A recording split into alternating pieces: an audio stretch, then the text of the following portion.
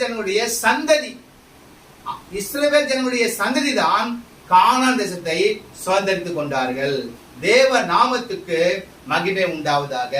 கர்த்தருக்குள் பிரியமான தேவஜனமே, தடைகளை தகர்த்து போடுகிற கர்த்தர் உங்களுக்கு முன்பாக போகிறார்.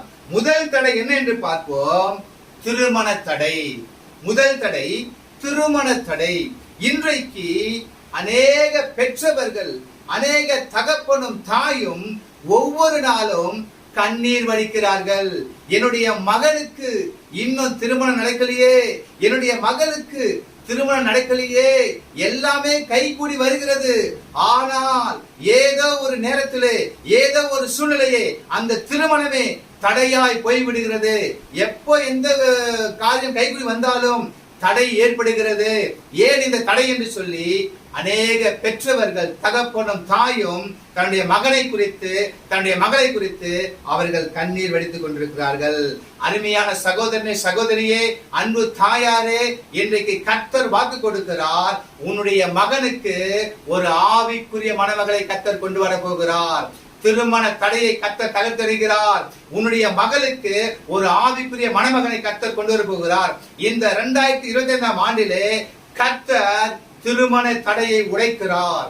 இந்த 2025ஆம் ஆண்டிலே எல்லா தடைகளை கர்த்தர் தகர்த்து போடுகிறார். தேவ நாமத்துக்கு மகிமை உண்டாகட்டும்.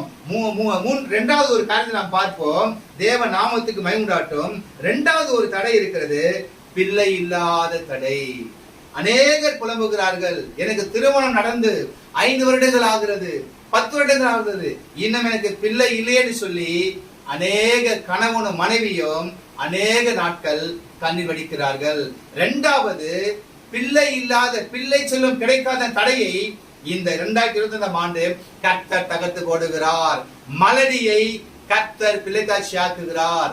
அநேக நாட்கள் கர்ப்பத்தின் கனி இல்லாத மகளுக்கு கர்ப்பத்தின் கனியை கொடுத்து ஆண்டவர் மலடியை பிள்ளைத்தாட்சியாக்கி அந்த பிள்ளை செல்வம் இல்லாத தடையை கர்த்தர் தகர்த்து போடுகிறார்.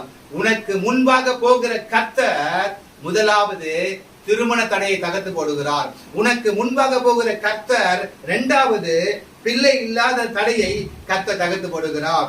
மூன்றாவது, உனக்கு முன்பாக போகிற கர்த்தர் ஜெபிக்க முடியாத தடை. அநேகருடைய வாழ்க்கையிலே ஜெபிக்க முடியாத தடை காணப்படுகிறது. ஏன் அவங்க ஜெபிக்க முடியவில்லை? பலவீனம். எப்ப பார்த்தாலும் என் வாழ்க்கையில பலவீனம் பலவீனம் பலவீனம் என்று அநேகர் படுத்துக் கொண்டிருக்கிறார்கள். கர்த்தருக்குள் பிரியமான தேவஜனமே, உனக்கு முன்பாக போகிற கர்த்தர் நீ ஜெபிக்க கூடாதபடி எது தடையா இருக்கிறது? உன்னுடைய பலவீனம் தடையா இருக்கிறதா? அந்த பலவீனம் என்கிற தடையை இந்த 2025ஆம் ஆண்டு கர்த்தர் தகர்த்து போடுகிறார். ஒரு அல்லேலூயா சொல்லுவோமே, சத்தமா சொல்லுவோமே. ஜெபிக்க கூடாதபடி எது உன் வாழ்க்கையில தடையா இருக்கிறது? பலவீனமா? அந்த பலவீனத்தை இந்த ஆண்டு ஆண்டவர் தகர்த்து போடுகிறார். வசனம் சொல்லுகிறது, தடைகளை தகர்த்து போடுகிறவர் அவர்களுக்கு முன்பாக போகிறார். இந்த 25ஆம் ஆண்டிலே கர்த்தர் நீ செபிக்க கூடாத தடையை ஆண்டவர் தகர்த்து போடுகிறார். உனக்கு கர்த்தர் ஜெப ஆவியை ஊற்றுகிறார். கர்த்தருக்குள் பிரியமான தேவஜனமே, இந்த ஆண்டு அதிகமாய் ஜெபிக்கிற ஜெப ஆவியை கர்த்தர் உனக்கு ஊற்ற போகிறார். தேவ நாமத்துக்கு மகிமை உண்டாட்டும். அடுத்து பார்க்கிறோம், அடுத்து வேலை இல்லாத தடை. அநேகர் புலம்புகிறார்கள். கிறிஸ்தவ ஜனங்கள் கூட சிலர் புலம்புகிறார்கள், நான் எத்தனையோ வேலைக்கு போறேன் பிரதர், ஆனால் எந்த வேலைக்கு போனாலும் தடையாகவே இருக்கிறது பிரதர் என்று அநேகர் புலம்புகிறார்கள். கர்த்தருக்குள் பிரியமான சகோதரனே, சகோதரியே, இந்த 2025ஆம் ஆண்டு கர்த்தர் உனக்கு வாக்கு கொடுக்கிறார். வேலை இல்லாத தடையை கர்த்தர் தகர்த்து போடுகிறார். இந்த ஆண்டு நீ போகும்போது உனக்கு ஒரு நல்ல வேலையை கர்த்தர் கொடுப்பார். வேலையில் இருக்கிற தடையை கர்த்தர் தகர்த்து போடுகிறார். வேலை இல்லாத தடையை கர்த்தர் தகர்த்து போடுகிறார். நீ பயப்பட வேண்டாம். ஐயா, இவ்வளவு நாள் நான் வீணாக இருந்து விட்டேனே, எனக்கு வேலை இல்லைன்னு சொல்லி நீ கவலைப்பட வேண்டாம். 2024ஆம் ஆண்டு நடத்தின விதமாக அல்ல, இந்த 2025ஆம் ஆண்டு கர்த்தர் உங்களை வித்தியாசமாய் நடத்த போகிறார். கர்த்தர் உங்களை ஆசீர்வதிக்க போகிறார். கர்த்தர் உங்களை நீதியின் பாதையில் நடத்த போகிறார். கர்த்தர் நடத்துகிற விதத்தை உங்களால் புரிந்து கொள்ளவே முடியாது. ஆச்சரியமா நடத்த போகிறார், அதிசயமா நடத்த போகிறார், அற்புதமாய் கர்த்தர் நடத்த போகிறார். தேவ நாமத்துக்கு மகிமை உண்டாகட்டும். கர்த்தருக்குள் பிரியமான தேவஜனமே, அடுத்து உனக்கு முன்பாக போகிற கர்த்தர் இந்த 2025 ஆண்டிலே உன்னை அநேகருக்கு ஆசீர்வாதம் உள்ள பாத்திரமாய் கர்த்தர் வைப்பார்.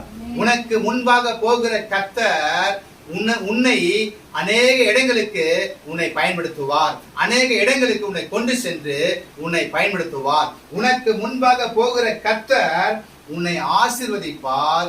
அநேக ஜனங்களுக்கு உன்னை ஆசீர்வாதம் உள்ள பாத்திரமா வைப்பார். உனக்கு முன்பாக போகிற கர்த்தர் இந்த ஆண்டு உன்னை பயன்படுத்துவார். ஆயிரங்களுக்கும் லட்சங்களுக்கும் கோடிகளுக்கும் ஆண்டவர் உன்னை பயன்படுத்த வல்லவராய் இருக்கிறார். உனக்கு முன்பாக போகிற கர்த்தர் இந்த ஆண்டு உன்னை வல்லமையாய் பயன்படுத்துவார். ஒரு அல்லேலூயா சொல்லுவோமே, சத்தமா சொல்லுவோமே. தேவ நாமத்துக்கு மகிமை உண்டாவதாக. அடுத்து கர்த்தருக்குள் பிரியமான தேவஜனமே, உனக்கு முன்பாக போகிற கர்த்தர் என்ன செய்கிறார் என்று பார்ப்போமானால் வாசிப்போம். ஏசாயா 45 அதிகாரம் 2வது வசனம். ஏசாயா 45 அதிகாரம் 2வது வசனத்தை வாசிப்போம். தேவ நாமத்துக்கு மகிமை உண்டாவதாக. போதும். உனக்கு முன்பாக போகிற கர்த்தர் இந்த 2025 ஆண்டு வாக்கு கொடுக்கிறார். நான் உனக்கு முன்னே போய் கோணலானவைகளை செவையாக்குவேன். கர்த்தருடைய நாமத்துக்கு மகிமை உண்டாட்டும். எனக்கு ஒரு வசனம் ஞாபகத்துக்கு வருகிறது. தேவ நாமத்துக்கு மகிமை உண்டாட்டும். அதாவது ஆபிரகாமுடைய வேலைக்காரன் எலியேசர் ஈசாக்குக்கு பெண் பார்க்கும் பொழுது கர்த்தர் ஒரு